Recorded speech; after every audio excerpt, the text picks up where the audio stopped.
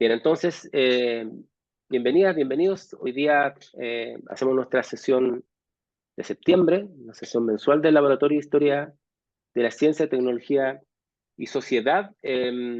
Hoy tenemos un trabajo que es una tesis doctoral de Ariel Saavedra sobre el desarrollo nuclear en Chile, desde el tema o la teoría del institucionalismo histórico, y según entiendo yo también aquí hay una suerte de perspectiva de acercamiento teórico también al tema, digamos, que puede servir para el trabajo que está haciendo Ariel en su tesis doctoral. Así que te dejo la palabra, Ariel, por favor. Muchas gracias.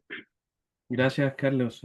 Buenas tardes a los que están presentes, también a los que nos verán después en la grabación. Em, Gracias, Carlos, por la invitación y por la presentación que acabas de dar. Efectivamente, agradezco este espacio que es súper importante para compartir mi investigación de doctorado que trata sobre el desarrollo nuclear en Chile. Como habrán notado en el título de esta presentación, esta exposición reúne principalmente reflexiones que han ido surgiendo a lo largo de la investigación y que buscan más que todo mostrar la apertura de este campo de estudios.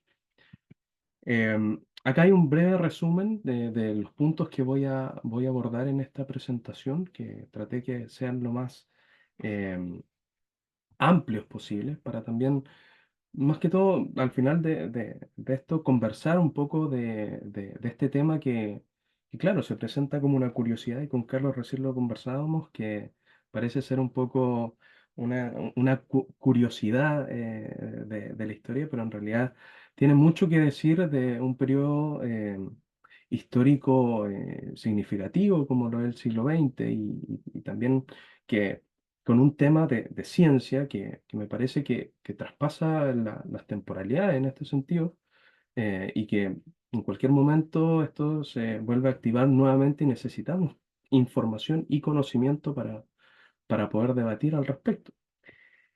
Bueno, primero voy a comenzar con esta pregunta de cuándo comienza el desarrollo nuclear en Chile. Vamos a avanzar a un poco a la presentación de la energía nuclear como un problema histórico y cuál ha sido la dificultad para plantear precisamente este tema que es novedoso.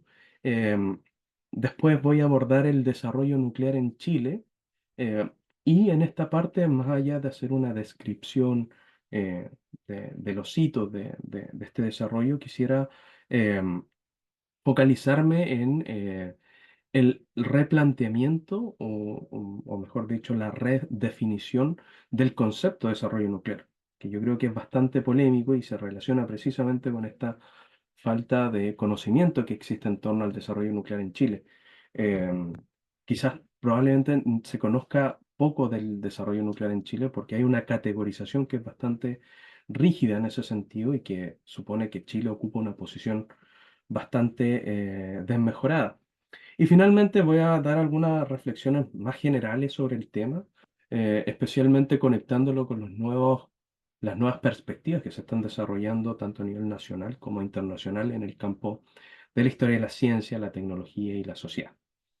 Em, si bien esta investigación se extiende hasta mi investigación de tesis doctoral se extiende hasta 1990. En esta ocasión les voy a presentar el arco cronológico que va desde 1947 a 1967. En este sentido, lo que busca esta presentación es analizar el proceso histórico asociado al desarrollo nuclear en Chile a través de la conceptualización y la reconceptualización del término desarrollo nuclear. El periodo que abordo comienza con la fundación del Instituto de Física de la Universidad de Chile, que acontece en el año 1947. Eh, Paso por la promulgación de la Ley 16.319, normativa creadora de la Comisión Chilena de Energía Nuclear, y finaliza con el establecimiento de las primeras comunidades científicas em, en torno al tema nuclear que se produce alrededor de los años 1966 y 1967. Ahora bien, no voy a hacer, nuevamente quiero enfatizar en esto, una descripción de estos hitos de la energía nuclear, sino más bien me interesa plantear el debate en torno al desarrollo nuclear y cómo podemos comprenderlo eh, con los distintos elementos que amerita este concepto. Una pregunta inicial que surgió al momento de fijar los límites de esta investigación fue: ¿cuándo comienza el desarrollo nuclear en Chile? En este sentido, el campo de estudios que conforma el desarrollo nuclear en Chile ha sido poco transitado. El problema de la energía nuclear es un tema que se ha investigado escasamente, lo cual ha repercutido em, en la formación de un corpus bibliográfico bastante limitado. Sin embargo, al hacer un inventario de la literatura existente, podemos dar cuenta que existe al menos un pequeño grupo de trabajos que han sido verdaderos pioneros en cuanto a este tema y curiosamente no han provenido desde la historia necesariamente. Tenemos algunas obras referenciales como las de José Luis Maffei, que nos habla de una compilación de normativas y leyes que es publicada hacia el año 1963. Después tenemos la obra de Juan Mir Dupuy, un brigadier del ejército que escribe una pequeña cronología cuando es director de la Comisión Chilena de Energía Nuclear, por ahí por el año 1984. También está el caso, con la llegada del nuevo milenio, de la doctora Adela Cubillos Mesa, quien desde las relaciones internacionales comienza con los primeros trabajos académicos sobre el tema nuclear en Chile. También está el caso de Froilán Ramos, quien más recientemente ha trabajado este tema, principalmente desde la historia militar y los idearios en torno a la guerra nuclear en revistas militares. Estoy hablando del año 2019 en adelante. Eh, en este sentido, esta investigación, perdón, lo que tienen en común estos autores es que suelen situar el inicio del desarrollo nuclear en torno al año 1964 con la creación de la Comisión Nacional de Energía Atómica o en el año 1965 con la creación de la Comisión Chilena de Energía Nuclear, que básicamente es la sucesora de esta institución anterior que les acabo de mencionar. Y que en este caso, claro, ellos suelen hablar de que en este año, 1965, comenzaría la era nuclear en Chile. Bueno, en mi caso, mi investigación propone ir un poco más allá. Y de hecho, propone una nueva periodización para el estudio del desarrollo nuclear en Chile, situando su inicio al menos en 1947, cuando comienza la actividad científica del Instituto de Física de la Universidad de Chile. ¿Por qué digo al menos en 1947? Bueno, porque en Chile el interés por la ciencia nuclear comenzó tempranamente a finales del siglo XIX, con las aplicaciones radiológicas. La primera se puede encontrar en 1896, em, cuando los profesores de la Facultad de Ciencias, Matemáticas y Físicas de la Universidad de Chile, Arturo Salazar y Luis Segers, reprodujeron el experimento de los rayos X de Röntgen. La reproducción del experimento de Röntgen abrió el camino y motivó el desarrollo de la radiología en Chile. Aunque el uso clínico de los rayos X como técnica médica comenzaría de forma un poco inorgánica durante las décadas siguientes.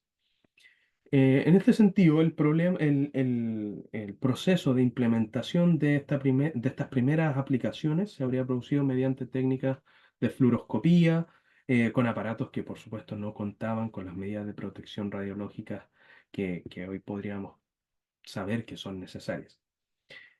Algunos doctores que surgen como parte de esta primera comunidad científica en torno a lo nuclear em, serían doctores como Tomás Albarracín León, José María Enrique Soazagoitía y José Ducci Callens, quienes fueron los propulsores de esta nueva disciplina médica y que trabajaron principalmente en el Hospital San Vicente de Paul de Santiago, que posteriormente, a mediados el siglo XX cambiaría su nombre para ser el Hospital Clínico JJ Aguirre, el Hospital Clínico de la Universidad de Chile.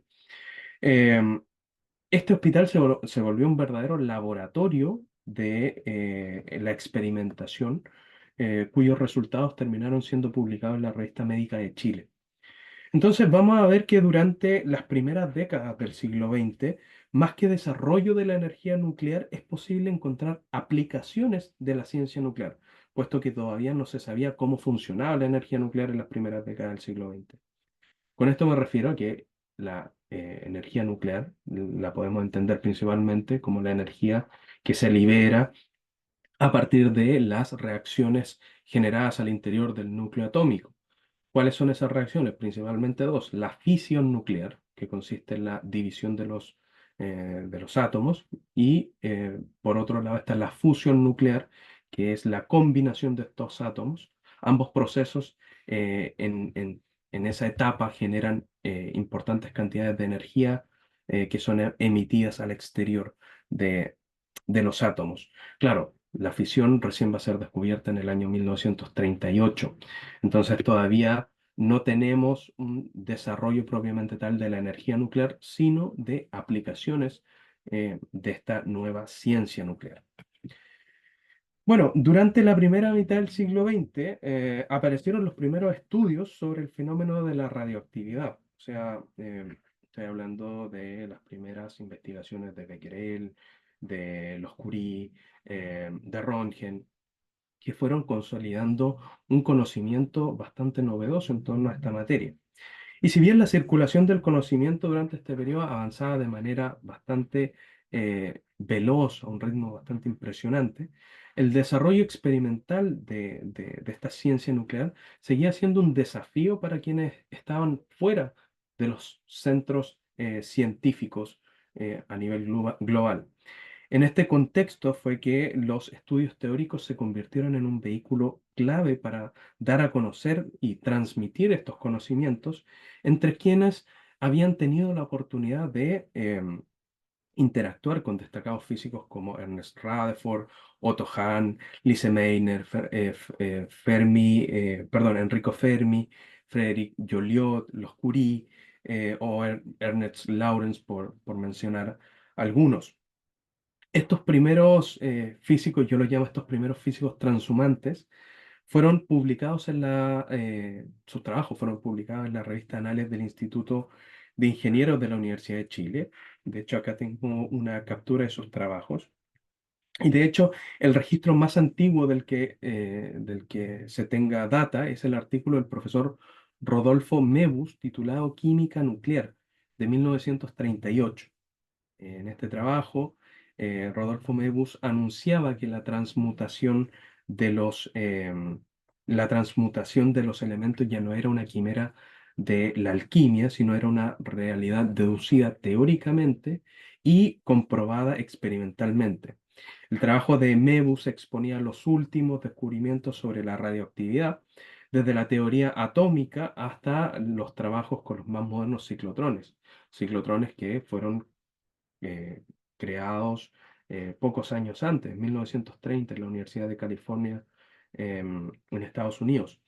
Eh, 7 años más tarde de esta primera publicación, de 1938, aparece en la misma revista una nueva publicación llamada, comillas, El átomo, su desintegración y su integración, del doctor Heinrich Heilmeyer Kaufmann, físico alemán que llegó a Chile en 1937 tras finalizar un paso por las universidades de Heidelberg, de Gotinga y Leipzig. Claro, en su artículo el doctor Hellmeyer reflexiona sobre los novedosos aportes que se han generado en torno a la mecánica ondulatoria y cómo esto ha aportado a la comprensión de la actividad nuclear al interior del átomo, la cual para el físico alemán es el único aspecto positivo que habría surgido de la creación de las bombas nucleares. Estoy hablando de 1945. Em, lo cierto es que hasta el término de la Segunda Guerra Mundial, el conocimiento sobre el tema nuclear se difundía bastante modestamente. a través de publicaciones universitarias, escuelas de verano, mediante aisladas conferencias como las que el propio Rodolfo Meus impartió en la Universidad de Chile pocos días después del lanzamiento de las bombas nucleares en Hiroshima y Nagasaki hacia 1945. Todavía no existían cátedras, todavía no existían laboratorios constituidos formalmente, eh, y de hecho, lo peor es que esto ni siquiera era el único problema o era el problema mayor. eh, Había una barrera importante que era la que constituía el idioma, puesto que la mayoría de las publicaciones de la disciplina nuclear se realizaban en idioma inglés, en revistas científicas de difícil acceso. De igual manera, la especialización de los temas complejizaba todavía más el acercarse a esta disciplina, puesto que los estudios solían ser sumamente específicos de cuestiones súper puntuales. Eh, en este sentido, y acá lo conecto un poco más con la bibliografía, mientras Derek Price intentaba demostrarle al mundo que la Little Science se estaba convirtiendo en la Big Science a través del aumento de las publicaciones científicas durante este periodo, en Chile la ciencia nuclear estaba haciendo todo su esfuerzo por desplegarse. Esto es lo que puedo afirmar respecto al origen del desarrollo nuclear en Chile. Luego retomaré estas ideas, pero me interesaría también ahora mostrarles o plantear el debate en torno a eh, la energía nuclear como problema histórico, que es algo que no se ha abordado hasta ahora. Eh, Cuando se habla de energía nuclear es importante distinguir el tipo de desarrollo al cual ésta se va a destinar. En este sentido, los usos de la energía nuclear pueden ser dos: el uso bélico con el desarrollo de las armas nucleares y el uso pacífico con la investigación científica y el desarrollo de la nucleoelectricidad. Esto es lo que habitualmente nosotros podemos encontrar en las plantas nucleares, que es un poco lo que forma parte del imaginario que tenemos de la energía nuclear. Sobre la naturaleza teórica de mi investigación, es necesario aclarar que este trabajo forma parte de los estudios sobre historia del uso pacífico de la energía nuclear y su relación con el surgimiento y desarrollo de instituciones destinadas a ese fin. Una aclaración que podría ser un poco trivial, puesto que Chile nunca ha destinado su esfuerzo a desarrollar la energía nuclear con fines belicistas, se vuelve sumamente importante en el marco de las interpretaciones que se han realizado sobre el fenómeno de la energía nuclear como hecho histórico. Y es que una parte importante de los estudios en esta materia se han ceñido al contexto de la Guerra Fría, el cual por antonomasia ha relacionado la energía nuclear con el uso bélico. Más precisamente han sido los estudios de historia política los que con mayor énfasis han abordado el problema de las armas nucleares, relegando el estudio del uso pacífico o desarrollo pacífico de la energía nuclear a un segundo plano. Lo anterior no menoscaba el intrínseco valor que tienen estas obras que les presento en imágenes, eh, porque, por ejemplo, de notable calidad han sido los estudios de estos historiadores ingleses y estadounidenses acerca del desarrollo de las armas nucleares en tiempos de guerra. Eh, Estos han presentado una nueva arista del conflicto de la Guerra Fría, eh, valorando el factor estratégico que le otorgaron las potencias al uso de las armas nucleares. Eh, en el mundo hispanohablante esta perspectiva se ha replicado. De hecho, ahí tenemos un ejemplo como lo es el trabajo de Rafael Caro Manso, y se ha complementado con estudios acerca de la no proliferación. Eh, en este sentido podemos encontrar trabajos como los de Armanet, los de Carrazales, desde la perspectiva americana, entre muchos otros. En este sentido, la no proliferación ha generado una importante cantidad de publicaciones.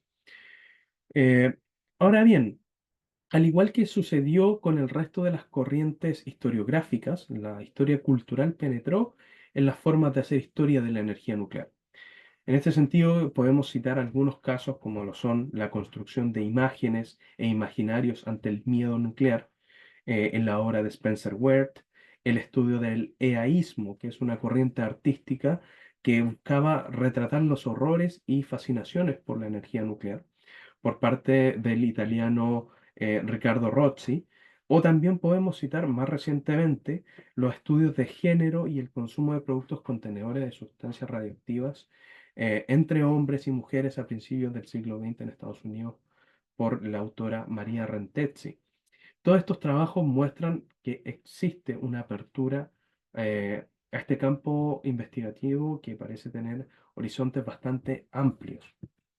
En el caso de los trabajos sobre el uso pacífico de la energía nuclear, el paradigma interpretativo ha estado asociado fuertemente al surgimiento y al proceso de formación de instituciones para el desarrollo de la energía nuclear, siendo las comisiones nacionales de energía nuclear el caso ejemplar de este modelo de estudios. Este modelo de institución se expandió de forma rauda a nivel mundial entre los años 1950 y 1960, encontrando en América Latina un lugar de recepción particularmente ejemplar. Y acá, claro, yo la teorizo, hipotetizo que es muy probable o es altamente probable que esta emulación del modelo de comisión provenga de lo que había hecho Estados Unidos en el año 1946 con su ley de comisión de energía atómica que proponía un modelo organizativo para la prospección de minerales radioactivos y para el empleo y desarrollo de la ciencia nuclear. En ese sentido, claro, hay una irradiación importante del modelo institucional. Sin embargo, esto, al trasladarse a distintos lugares, va a adquirir las características propias de los lugares a los que llegan, las características locales de los países que desarrollan también comisiones de energía nuclear. Em, Habiendo aclarado la naturaleza teórica del estudio que presento, quisiera retomar el problema del desarrollo nuclear, que tal como les decía, en la década de 1940 muy pocas personas en Chile podían explicar lo que era la fisión nuclear. 2 años, recién hace 2 años se había explicado esta teoría por los científicos, me parece que por Lise Meitner y Otto Hahn, eh, claro, en 1938 y en el 40 ya en Chile no, nadie conocía mucho al respecto. Las iniciativas de estudios y aplicaciones de esta nueva tecnología provendrían entonces de una emergente comunidad científica que se configuró paulatinamente en este periodo hasta formar una masa crítica de científicos, de ayudantes de laboratorio, etcétera, de estudiantes, que hizo que se requiriera una organización formal de aquellos esfuerzos que se estaban haciendo de manera individual en las distintas universidades, universidades nacionales por lo demás. En este contexto, la institucionalización del uso pacífico de la energía nuclear en Chile, con la creación de la Comisión Chilena de Energía Nuclear en 1965, fue un hecho realmente importante, puesto que este acontecimiento logró activar la discusión de una política nuclear em, que proyectaba profundas transformaciones a nivel estructural de la sociedad chilena. Acá pongo un ejemplo de un documento que me encontré en la biblioteca del Servicio Regional, perdón, del CERNA Geomin, la biblioteca del CERNA Geomin, que precisamente habla de los antecedentes que existirían para proponer esta idea de una política de energía nuclear. Claro, este documento de Renato Salazar es mucho más escueto, son apenas 4 páginas. Sin embargo, existe un imaginario colectivo, si quieren, si pudiéramos ponerle algún nombre, acerca de eh, los desarrollos científicos que se están alcanzando a nivel mundial y que son prueba de que la energía nuclear es potencialmente un recurso que Chile podría desarrollar. Sin embargo, esto venía asociado con un problema igualmente, con el tema de las armas nucleares, que todavía no existe esta distinción tan clara de para qué se va a usar la energía nuclear. Entonces, por eso, en los años 60, la decisión de crear una comisión chilena de energía nuclear es súper difícil y polémica. De hecho, eh, esta ley, este proyecto, se va a discutir durante 10 años. Van a pasar 10 años entre que comienza la presentación de este proyecto y se aprueba la ley de Comisión Chilena de Energía Nuclear. A pesar de los diversos condicionamientos de política internacional y nacional que ocurrieron en esos 10 años, el Estado chileno logró crear una institución destinada a centralizar los esfuerzos para el desarrollo de la ciencia nuclear. En este sentido, la Ley 16.319, creadora de la Comisión Chilena de Energía Nuclear, se promulgó el 14 de septiembre de 1965 bajo el gobierno del presidente Eduardo Frei Montalva. Dicha normativa fue pensada con el objetivo de atender eh, los problemas relacionados con la producción, adquisición, transferencia, transporte y uso pacífico de la energía atómica y de los materiales fértiles, fisionables y radioactivos. Esta discusión me hubiese gustado haberla comentado más en detalle porque es bastante interesante. De hecho, em, en un trabajo que estoy escribiendo precisamente desarrollo una curiosidad de estas que rondan el debate, que aborda precisamente que en algún momento del debate político se quiso eliminar la partícula uso pacífico de la energía nuclear, eh, alegando cierto grado de independencia que se quería tener frente a cualquier situación, puesto que otros países ya estaban desarrollando distintos tipos de programas nucleares en los 60. Claro, finalmente en Chile no se dejó la partícula a uso pacífico, porque claro, no es que había una intención de crear la bomba atómica en Chile, sino que más bien eso responde a una lógica diferente que estoy desarrollando en este escrito, pero que, claro, por tiempo no me gustaría ahora extenderme más allá. Eh, Claro, volviendo un poco al tema, ahora bien, cuando uno piensa en el desarrollo que se ha obtenido después de finalizar esta ley del surgimiento de esta Comisión Chilena de Energía Nuclear, que por los demás ya está próxima a cumplir 60 años, eh, suele presentarse este problema un poco más de la actualidad y que dice que tenemos un escenario un poco dicotómico. Y acá dejo un poco la perspectiva histórica y me pongo en el presente. Y es que el cuadro que parece observarse es uno en el cual se ha conseguido un modesto desarrollo científico de la energía nuclear, pero sí se ha conseguido un importante desarrollo institucional de la energía nuclear. ¿A qué hace referencia esto? A que Chile no ha desarrollado la energía nuclear a nivel industrial, sino que se ha quedado en el nivel de investigación. Eh, Esto ha sido percibido como una desventaja, como una situación desventajosa. De hecho, la doctora Adela Cubillos Mesa ha sostenido que el desarrollo alcanzado por Chile en el área nuclear ha sido solo de investigación y no ha logrado el dominio del ciclo del combustible nuclear, dominio que le habría permitido generar nucleoelectricidad. Eso es lo que afirma la doctora Cubillos. Esta realidad, a su vez, estaría conectada directamente con el desarrollo histórico de la ciencia en Chile, em, frente al cual el historiador Augusto Salinas afirma que a mediados del siglo XX, con cierto rigor, solo podría hablarse de un avanzado proceso de institucionalización y de la decisión de las autoridades académicas de profesionalizar las actividades científicas. Frente a este escenario, surge esta pregunta inicial que, que me motiva esta presentación y generar la investigación, y es que, ¿de qué manera ha sido interpretado el desarrollo nuclear en Chile? Fundamentalmente, revisando la literatura, la bibliografía existente, eh, he podido encontrar que los modelos taxonómicos se enfocan en clasificar el desarrollo nuclear de acuerdo con parámetros políticos y económicos principalmente. Acá yo traigo un ejemplo, que precisamente es el de la doctora de la Cubillos Mesa, que crea una taxonomía del desarrollo nuclear, empleando la disciplina de las relaciones internacionales, eh, y ella fija tres categorías de países. Estarían las potencias nucleares, las potencias nucleares intermedias y los países nuclearmente subordinados. Eh, las potencias nucleares son los miembros del Club de Londres que definen las reglas del juego en materia nuclear. En este nivel se ubicarían países como Estados Unidos y la Unión Soviética. quienes fueron los primeros en desarrollar programas nucleares de potencia, lo que luego les permitió modelar el Tratado de No Proliferación Nuclear de 1968, en función del desarrollo que ellos ya habían obtenido. A este grupo se le sumaría posteriormente países como Gran Bretaña y Francia, eh, además de China, quienes paradójicamente terminarían siendo los países que mayor proliferación nuclear generarían. Me refiero con esto a la generación de armas nucleares.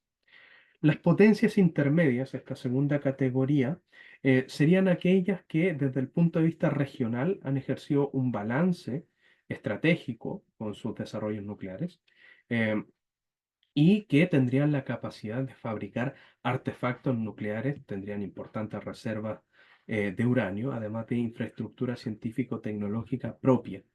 Algunos países de esta categoría serían Argentina, Brasil, India y Pakistán. Em, Claro, estos países generarían cierto desequilibrio en este concierto mundial dominado por las potencias. Y en tercer lugar, o la tercera categoría, sería de los países nuclearmente subordinados, que serían aquellos que solo han alcanzado el desarrollo de reactores de investigación.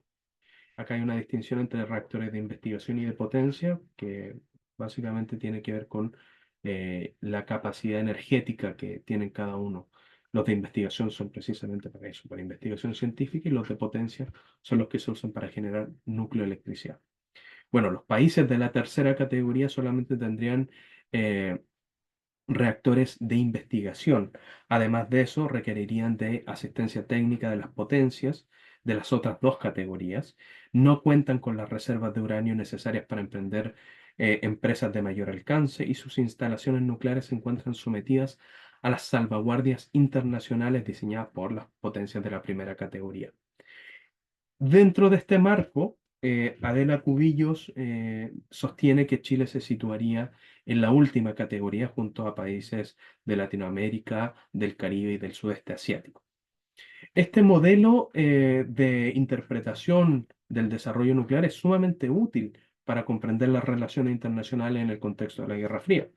Sin embargo, desde el punto de vista histórico hay mucho que decir, y que incluso creo que puede aportar al desarrollo de una noción eh, más actualizada de lo que es el desarrollo nuclear. Em, Especialmente si se considera las nuevas perspectivas que se han introducido en los estudios entre la relación de energía con descolonización, por ejemplo, o entre ciencia y circulación de conocimiento, o la relación entre institución e institucionalismo, que es precisamente lo que les voy a comentar a continuación. Eh, en Chile, la principal institución que ha guiado el desarrollo nuclear ha sido la Comisión Chilena de Energía Nuclear, con sus tres sedes que ahí ustedes están viendo.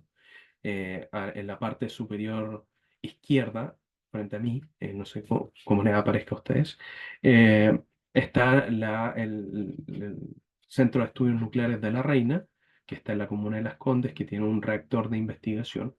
Abajo pueden encontrar el Centro de Estudios Nucleares de Lo Aguirre, que está en la salida de Santiago, que es poco antes del túnel que conecta a la ruta hacia la costa, y el edificio de Agustinas, que básicamente es un edificio corporativo de la Comisión Chilena de Energía Nuclear.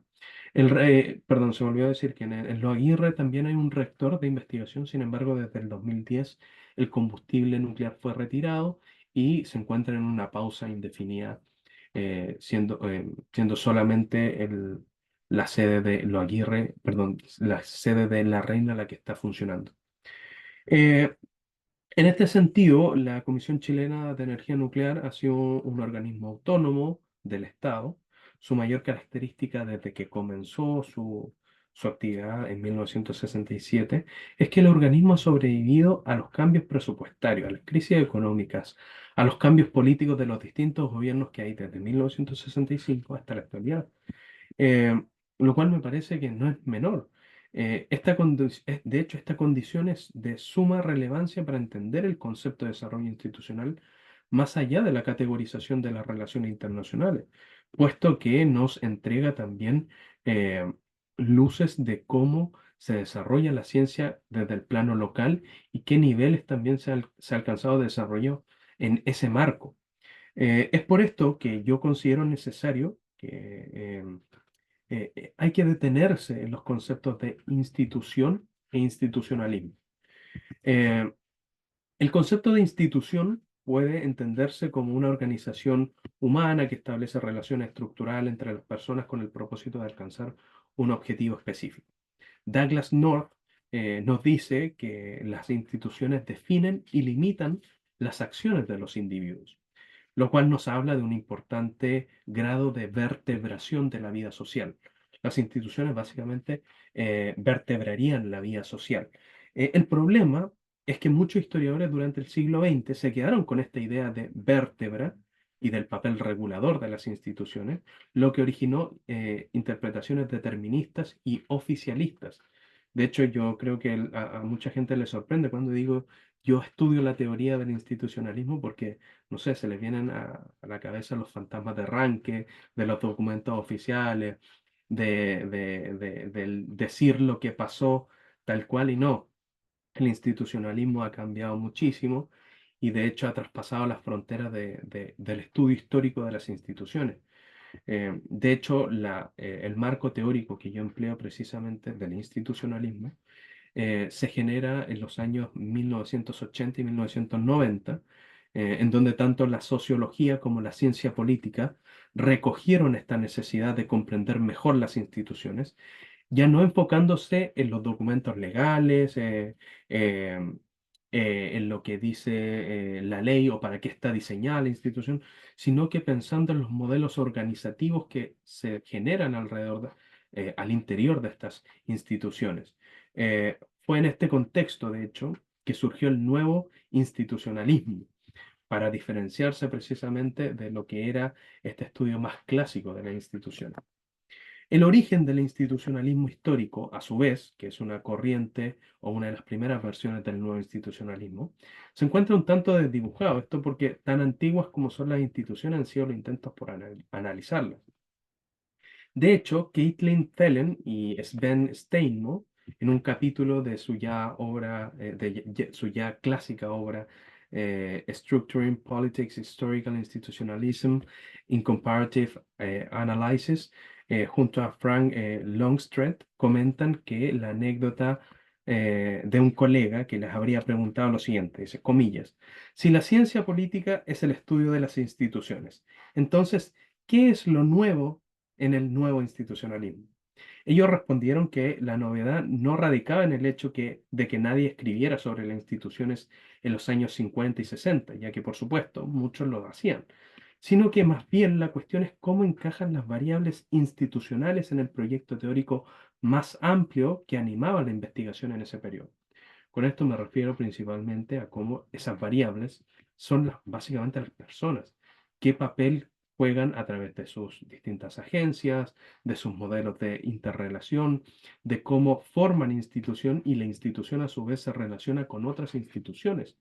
Lo que finalmente los documentos nos dicen son estas grandes relaciones macro, siendo que existe detrás relaciones mucho más particulares en donde las personas juegan un papel fundamental. Ese es el enfoque que busca precisamente reflejar el institucionalismo, un poco dar cuenta del análisis de los patrones institucionales a lo largo del tiempo. Esta va a ser una de las principales preocupaciones de los institucionalistas. Eh, Llevando el caso de la teoría a la realidad del estudio del desarrollo nuclear en Chile, yo creo que se puede decir bastante. Eh, Hay un concepto que proviene precisamente de este campo, que se llama path dependency, que es un poco podría ser la dependencia del camino, la traducción directa, y que quiere decir de que las instituciones al momento de ser creadas debido a la autoridad o debido al tema, al contexto histórico en el cual se sitúan, tendría partiría con un cierto grado de estabilidad en sí mismo, estabilidad que es sumamente difícil de modificar en el tiempo. Esta idea de path dependency, de una institución que se proyecta en el tiempo gracias a la generación de un grupo de instituciones que la logra sostener. Eh, es un enfoque que pareciera bastante adecuado con la realidad de la Comisión Chilena de Energía Nuclear, que precisamente ha sobrevivido durante muchísimo tiempo y que, claro, involucra un sinnúmero de relaciones institucionales, parainstitucionales y extrainstitucionales que es necesario develar para comprender mejor el desarrollo nuclear en Chile. Eh, Llevando la teoría al caso de estudio de esta investigación, el concepto path dependency, por ejemplo, permitiría un rastreo sistemático del desarrollo institucional de la energía nuclear en Chile, desarrollo que se ha dado principalmente en torno a la figura institucional de la Comisión Chilena de Energía Nuclear. Este organismo, que data de 1965, puede ser observado en un contexto temporal que permita comprender los objetivos que ha conseguido o que no ha conseguido la institución. No solo eso, también se podría explicar las variables particulares que han incidido en la institucionalidad a partir de otras instituciones y otras prácticas que precedieron a la formación de la Comisión Chilena de Energía Nuclear. En este sentido, lo que ya para ir cerrando y como reflexiones finales, me gustaría también eh, sostener un poco que la pervivencia de esta institución o la pervivencia de estas instituciones estatales, nos introducen al mundo de las instituciones, de los procesos de institucionalización y de la teoría del institucionalismo. Las instituciones nos permiten pensar y repensar el desarrollo nuclear desde las características locales y no solo como una relación que se ve tensionada por las posiciones de los estados en el contexto internacional. Estudiar las instituciones nos habilita para entender mejor los procesos de circulación de conocimiento y la generación de imaginarios de innovación, que yo creo que es la nueva perspectiva que mejor encaja para comprender las instituciones más allá de la relación entre potencias, potencias intermedias y subordinación. Estos nuevos espacios de lo institucional permiten ver precisamente esos imaginarios y descubrir que en Chile también ha existido innovación desde el campo de la energía nuclear. Muchas gracias.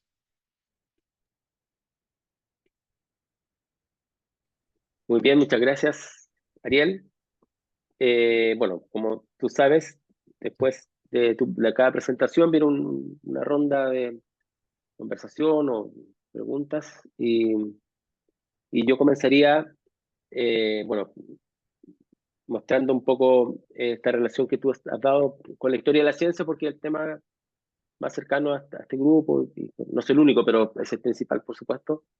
Y en ese ámbito de trabajo que tú haces de estos modelos organizativos, este estudio que también podría ser institucional, que también podría ser un poco burocrático a lo Max Weber, digamos, de entender un sistema burocrático en sí mismo, buscando estos patrones que llamas tú institucionales. ¿Qué papel tú le asignas a los expertos?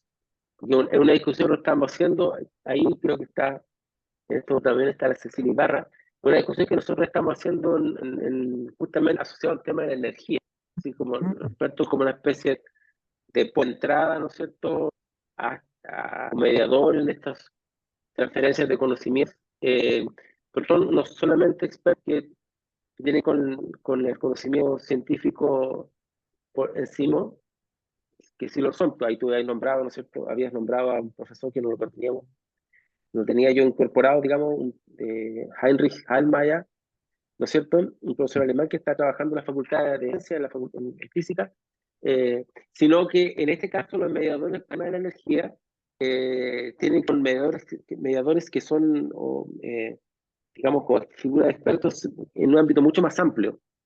Tienen ámbitos políticos también, pueden ser, digamos, en un sentido muy asociados a elementos que vayan más allá, por ejemplo, de las universidades, a pesar de que sí trabajan en su mayoría, ¿no es cierto?, porque ese es el ámbito de experticia más importante hasta hoy día, ¿no es cierto?, en universidades o en instituciones similares. Entonces, mi pregunta es, como para comenzar esta discusión, ¿qué papel tú le das a estos expertos en este ámbito de la institucionalización y si has podido identificar algunos que tú digas, estos son las figuras que yo veo más en mi trabajo. ¿Mm? Sí. Vamos a ir pregunta por pregunta y viéndolo así. Perfecto. Carlos, ¿te parece que deje de presentar o está bien, queda bien así? No, deja de presentar mejor, Ya. así nos Sí, así vemos. nos vemos directamente. Súper. Ahí está, Cecilia. Perfecto. Muchas gracias por la pregunta, Carlos. eh, Me parece que da en un aspecto súper interesante y que últimamente he estado trabajando precisamente, que es sobre esta categorización que hacemos de expertos y de legos, por ejemplo, que es la típica relación que uno observa frente a temas científicos que, claro, revisten una complejidad que hace que aparezcan estos personajes, estos intermediarios, estos actores que comunican la información. Em, Mira, es curioso, el nombre de Heinrich Heilmeier se repite mucho, es un personaje crucial y de hecho él va a ser profesor después de la Universidad Católica. Él va a hacer clases allí, y algo que yo he investigado es que tiene que ver con los debates políticos de la creación de la Comisión Chilena de Energía Nuclear, es que eh, claro, esta ley fue pensada para darle una primacía bastante importante a la Universidad de Chile como principal centro de desarrollo de investigación. Hay que decir en este sentido que la principal comunidad científica se encuentra en la Universidad de Chile hacia los años 1955 y 1958 con la creación del Laboratorio de Física Nuclear, em, en donde encontramos nombres como Jacobo Rapaport, eh, em, el profesor Zamudio, Igor Saavedra, Premio Nacional de Física, que son el primer grupo de científicos que desarrolla la práctica nuclear. Lo que veíamos hasta ahora, lo que mostré en esta presentación, que también un poco para cuestionar ese grupo, que me parece que es fundamental, pero para también mostrar que hay teoría antes y que eso también constituye comunicación de la ciencia. Em, eh, Ese grupo es crucial y de hecho son nombres que se van a repetir y que tienen unos grados de agencia que son sorprendentes. O sea, Igor Saavedra consigue préstamos interuniversitarios para traer un ciclotrón que, bueno, lamentablemente se ve interferido. Lo mismo hace Jacobo Rapaport en su momento. Entonces, comenzamos a ver que estos intermediarios no son solamente científicos de laboratorio, que están publicando, por lo demás, en los años 50 al 61, esto lo dije en otra presentación, hubieron alrededor de 108 papers que se publicaron en distintas revistas. O sea que estos científicos están trabajando, pero también están gestionando la llegada de maquinaria para desarrollar en profundidad. ¿Y por qué? Y perdón que sea un poco desordenado para responderles, pero es que me parece un tema súper fascinante la cuestión de los expertos y los legos, porque se puede ejemplificar en varias situaciones. Nuevamente, con la discusión de la Comisión Chilena de Energía Nuclear, se le asignaba un papel importante a la Universidad de Chile. Sin embargo, las demás universidades también dijeron, oye, nosotros queremos tener participación. Heilmeyer le manda una carta al arzobispo que era rector de la Universidad Católica y le dice, me parece, porque a todas las universidades les mandaron el proyecto de ley, le dijeron, miren, esta va a ser la Comisión Chilena de Energía Nuclear, ¿qué les parece? Y de hecho, ojalá, no lo tengo a mano el documento, pero quisiera mostrárselo, lo tengo hasta destacado.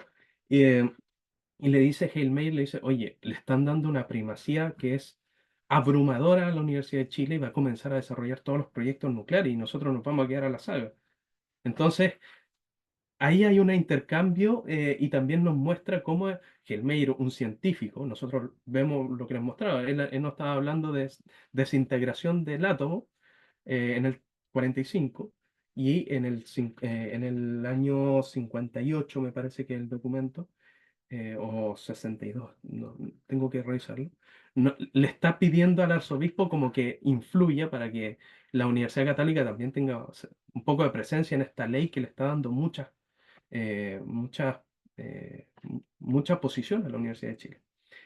Y el tema de, con esto cierro, lo que he observado yo como este debate científicos versus políticos, porque ese básicamente, acá yo no hay una opinión pública tan fuerte, sino más bien hay una división entre un discurso científico que es desarrollar la ciencia versus que también hay científicos que son muy cautelosos, que dicen, no, hay que estudiar más, hay que mandar a formar a científicos, versus políticos, sobre todo senadores, diputados, que se oponen un poco porque tienen el imaginario de la guerra nuclear de Hiroshima y Nagasaki está súper presente en los debates políticos. De hecho, la gran mayoría de todas las sesiones del Congreso que he revisado, se debate el tema de cuál es nuestra posición frente a los ensayos nucleares, frente a la proliferación nuclear de las armas, pero nunca hacen intervenciones mayores frente a qué es lo que vamos a desarrollar como ciencia. Porque los políticos, y claro, no quiero ser un poco juicioso acá, pero no quiero ser severo, pero no tenían idea de la ciencia en ese momento nuclear. Sabían muy poco. Apenas había un personaje que era Cruzco que la sabe, Eduardo Cruzco que la sabe, quien presenta el proyecto, que era un científico reconocido y además era político. Entonces ellos también respondían amén a lo que decía este médico, y no habían mayores debates respecto a la ciencia, sí a lo que significa la energía nuclear. Con eso quiero cerrar. Perdón si me extendí mucho, pero es que me parece que da para mucho la pregunta. No, no, está bien, sí, aquí damos tiempo para dar una respuesta. Bueno, pero cerrando un poco esto, justamente uno de los temas que nosotros trabajamos en este grupo, en este laboratorio, tiene que ver con esta no separación entre lo político y lo científico, como si fueran entes que circulan de forma independiente, sino que, bueno, es muy laturiano esto, obviamente, ¿no? Sino que es tecnocientífico, tecnopolítico, digamos, están en totalmente vinculación. Y justamente ahí el tema nuclear lo deja muy fuerte, mucho más que otras áreas. Así que le da ¿no? un sentido más interesante todavía, incluso tu trabajo. Muy bien, Cecilia, por favor, tenía la mano levantada. Oh, bueno, muchas gracias. Ay, perdón, estoy tratando de bajarla, pero no puedo. Eh, Hoy me alegro mucho de haber venido, te felicito, muy interesante todo el trabajo y la discusión. Y les cuento que yo en estos momentos estoy en España y bueno, entre otras cosas me robaron mi mochila, no tengo computador, todo mal, pero hoy día, justamente hoy día estuve, una coincidencia, pero te pregunto, tengo tres preguntas para ti y una tiene que ver con que justo hoy día estuve conversando con Johann Schott, que no sé si lo conoces, que tiene algunos de sus libros son sobre, se llama, es todo, bueno, él ha escrito mucho sobre expertos y el rol de los expertos en la unificación de Europa. Y puede ser interesante para ti porque se repite este patrón de algunas políticas que se mantienen en el tiempo, políticas científico-tecnológicas, ¿verdad? Que se mantienen en el tiempo con cambios de gobierno, etcétera, y el argumento que hace él es que se mantienen por este grupo de expertos y pareciera que este pudiera ser el caso. Eso es como lo primero que puede ser si lo has visto o a lo mejor te puede interesar y podemos hablar más de eso después ya. Segunda cosa, es que podría preguntarte muchas, pero voy a acotar las tres. En el tema del institucionalismo histórico, bueno, yo como trabajo con cientistas políticos, historiadores que están en esa área, ellos lo usan, nuestra lectura de, ¿cómo se llama? Principalmente yo diría que es la lectura de Powell, pero también y otros que se usan ahí, es que las instituciones las entienden como reglas del juego más que como organizaciones. Y en ese sentido, em, las reglas del juego serían las, las políticas, entonces, y cómo han ido cambiando las leyes. Y te pregunto si en eso quiero preguntarte cuáles han sido los principales cambios, más que la organización, o sea, la comisión, las reglas del juego en torno a cómo ha cambiado eso. Esa es una pregunta. Y la última pregunta es cómo, si has encontrado antecedentes respecto de la relación entre Chile y los otros países latinoamericanos a nivel de las comisiones de energía. Por ejemplo, con Argentina, que tal como aparecía en esa clasificación es todavía, ¿verdad? Ya, esas preguntas, pero otro día conversamos más. Gracias. Perfecto, perfecto. Respondo de inmediato. Cecilia, muchas gracias por las preguntas. Me parecen que todas son muy interesantes y me hacen pensar, más que ofrecerte una respuesta completa para cada una de ellas, me hacen reflexionar mucho. Eh, Sobre la primera, te agradecería si me dijiste Johann, pero el apellido, si me lo pudiera escribir, yo feliz, porque me tinca que es un apellido alemán difícil de dar, ¿no? Ah, ya, ojalá que no sea difícil. Em, claro, la pervivencia de políticas, gracias al grupo, o en función de grupos de expertos. Yo creo que este es un tema que es precisamente lo que estoy ahora. Yo lo que les presento lo que no se ha hecho de investigar, como decir primero, un poco justificación de que en Chile hay desarrollo nuclear. Esa es la primera piedra que edifica esto de estudiar la institucionalidad. Yo me encuentro ahora desarrollando el estudio entre los años 60 y 70, ya voy en esa parte de la tesis, entonces todavía no logro ver estos grupos de continuidad, sobre todo porque ahora me voy porque hasta ahora son funcionarios políticos los que están, y eso es curioso, no son científicos los que van a ser presidentes de la Comisión Chilena de Energía Nuclear. Van a tener distintas especialidades, pero no son físicos nucleares, porque en Chile todavía no hay físicos nucleares. Entonces, ver esta línea de continuidad de los expertos es un poco difícil por el momento. Sin embargo, yo creo que acá el giro va a ser muy interesante cuando pase mi estudio a la dictadura, porque ya ahí cambia nuevamente los agentes que están a cargo de las instituciones. Entonces, ahí yo creo que en ese punto se va a dar esta comparativa que me permita ver quiénes siguen y quiénes no. Eh, y yo creo que eso es un tema fascinante que de hecho estoy precisamente ahora, eso va a ser el tercer y cuarto capítulo de mi tesis. Entonces, me dejas con esta teoría que es necesario considerarla para entender mejor este proceso en la temporalidad. Sobre la institución y las reglas del juego, claro, me parece que es que el nuevo institucionalismo es gigante. Creo que tiene brazos por todos lados. De hecho, la teoría de juegos es una de forma parte de uno de los institucionalismos.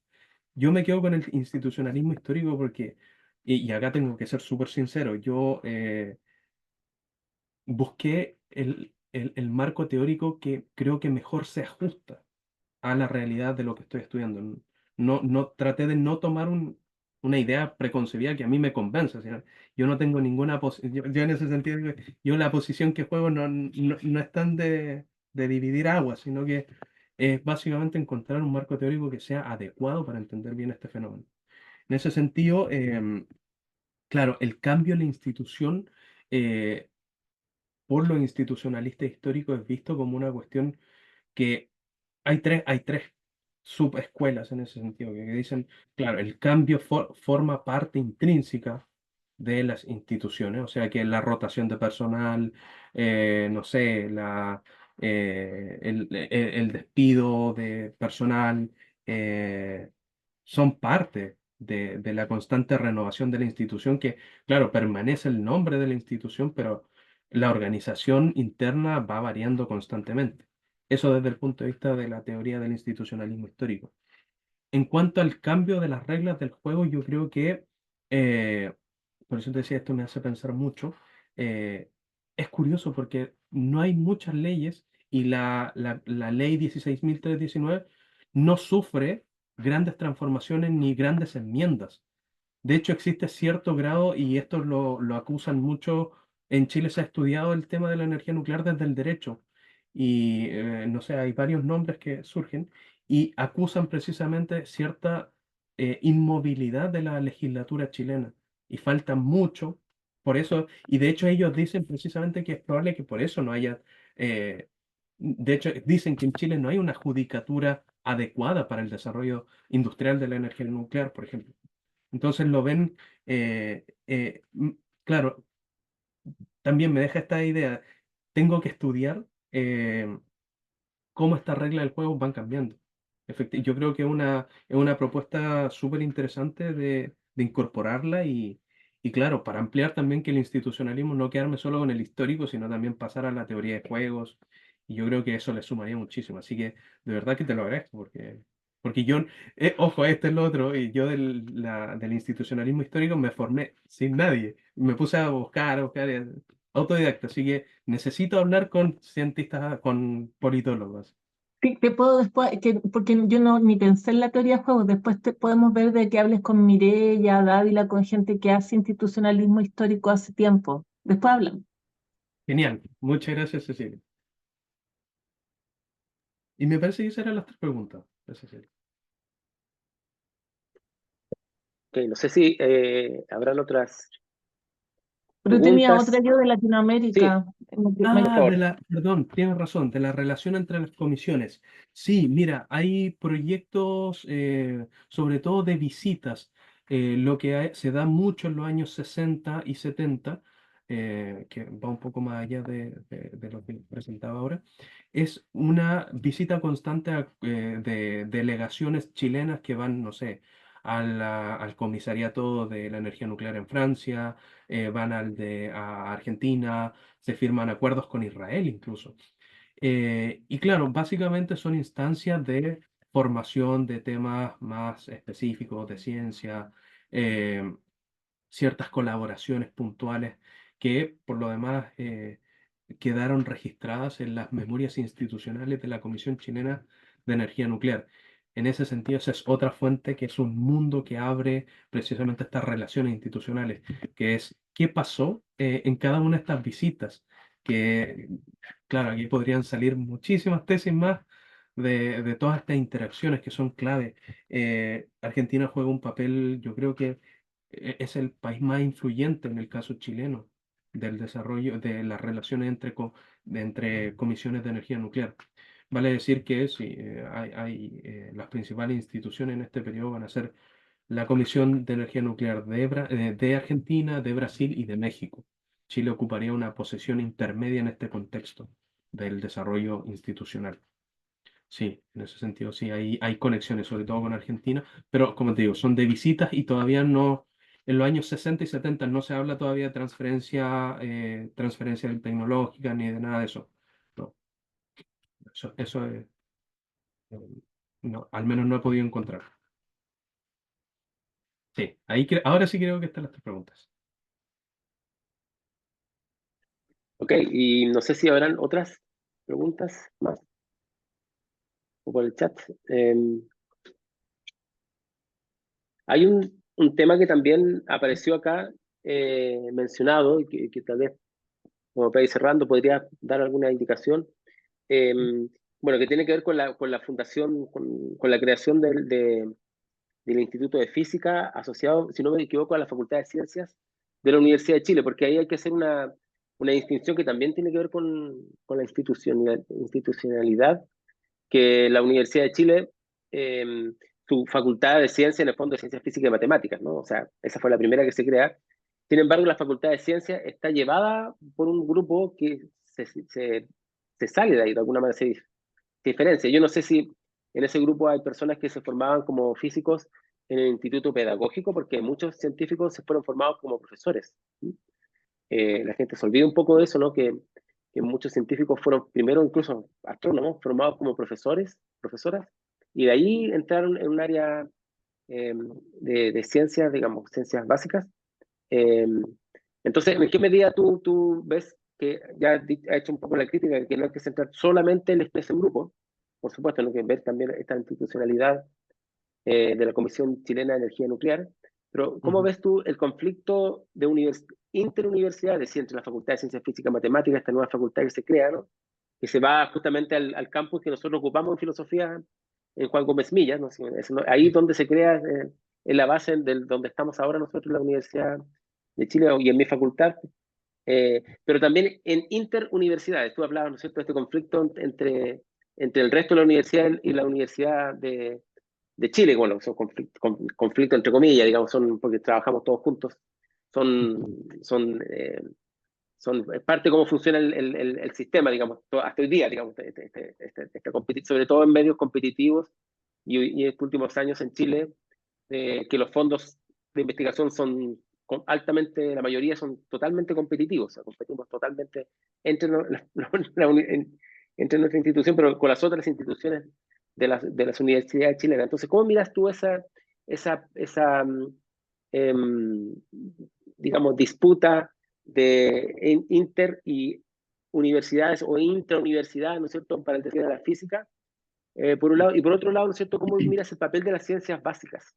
Porque hay es otra pregunta, digamos, porque hay una perspectiva que hasta hoy día se maneja de que el desarrollo científico, para que sea, digamos, desarrollo para el país, tiene que estar asociado a lo aplicado. ¿Mm? Y hubo una disputa por un economista que dijo que incluso no había que seguir dando becas al extranjero, bueno, en primero a las humanidades y las ciencias sociales, ¿no? Dijo. Y en segundo lugar, también dijo a las ciencias básicas y dar solamente a las ingenierías. ¿Mm? Eh, entonces, ¿cómo miras tú el papel de las ciencias básicas en el desarrollo, que es algo que es completamente aplicado después? ¿No es cierto? Hay una vinculación ahí, en este sentido. ¿Mm? Serían Sí, esas dos cosas. perfecto. Mira, gracias Carlos por la pregunta.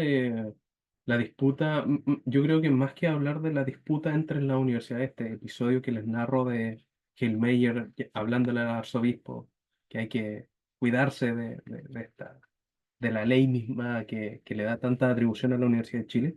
Yo creo que la crítica no va a la Universidad de Chile por sí, sino que es una crítica eh, a la priorización que hace el Estado o los gobiernos, mejor dicho, los gobiernos al momento de instaurar algún tipo de ley, que se confía precisamente en una tradición científica universitaria que data de tiempo, que también lo mide a través de distintos estándares, como, no sé, la matrícula, por ejemplo. La Universidad de Chile ha sido una universidad que siempre que ha gozado de una tradición científica histórica y de una matrícula que la hace la principal del país. O sea, eso a lo largo de la historia, eso es innegable. Eh, Sin embargo, y de hecho, otro episodio más de esto se puede ver, por ejemplo, en la ley de presupuesto que se destina a la investigación universitaria en el año 1956, que precisamente se hace esta fragmentación entre las universidades que existen en ese momento. El dato dice que, no sé, a la Universidad de Chile se le otorgó mucho más cantidad de financiamiento con esta ley. Me refiero a la ley 11.527, claro, del año, claro, 11.527, que estipulaba que el 0,5% de todos los impuestos directos e indirectos de carácter fiscal se iban a entregar a un fondo y que ese fondo se iba a repartir por la Contraloría a las distintas universidades. De hecho, a propósito de esa ley, se creó después el Consejo de Rectores de la Universidad, las universidades chilenas.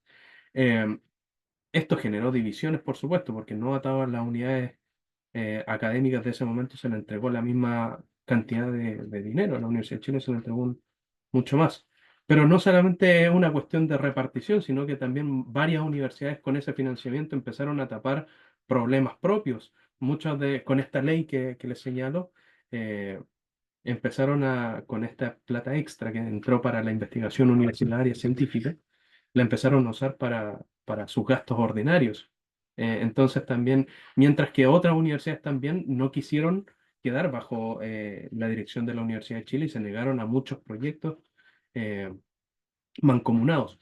Entonces, en ese sentido, si esto lo llevamos al campo de la física nuclear o de la enseñanza de la ciencia nuclear, va a pasar que se va a ver reflejada esta realidad un poco fragmentada, eh, puesto que van a surgir entre los años 50 y 60 distintos unidades académicas en las universidades, y acá tengo el dato, de hecho, por ejemplo, eh, el Instituto de Física de la Universidad de Chile, que es del 47, la Escuela de Física de la Pontificia Universidad Católica del Paraíso, que es del 55, el Laboratorio de Física Nuclear de la Universidad de Chile, que es del 58, el Instituto Central de Física Experimental y Teórica de la Universidad de Concepción, que es del 59, y la Escuela de Física de la Pontificia Universidad Católica de Chile, que es del 63. Entonces, ¿qué vamos a ver? Que esta realidad un poco fragmentaria se reproduce posteriormente en el campo de la física, lo que también incide en que el desarrollo nuclear sea bastante fragmentario. Yo últimamente usé esta palabra que me parece que es súper adecuada, que la ciencia nuclear en Chile se va expandiendo de manera fractal, de manera muy poco uniforme y con distintas escalas. En ese sentido, yo creo que eso se ve reflejado. Pero, ¿qué pasa? Y acá, ¿por qué yo creo que el caso del Instituto de Física es tan importante? Porque esto es lo que pasaba a nivel universitario, de instituciones universitarias que se estaban un poco disputando estos avances. Pero pasaba en el Instituto de Física que venían profesionales de todo Chile, de distintas universidades de Concepción, a trabajar en los ciclotrones que tenía la Universidad de Chile. Entonces el laboratorio operaba en una dinámica bien distinta a lo que uno ve en la cara institucional de esta disputa por los recursos y todo eso, en un laboratorio que se amalgamaba bastante bien. Y acá no sea, recuerdo que en el año 56 habían 37 laboratoristas. Eh, Bien, yo creo que es importante, lo voy a revisar, porque yo lo leí muy, muy, muy, muy soberamente, pero me parece que adecuado, pero gracias, Alejandro.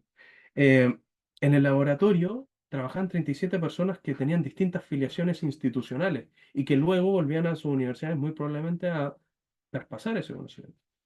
Eso es con la primera pregunta y sobre las ciencias básicas, y claro, yo creo que ahí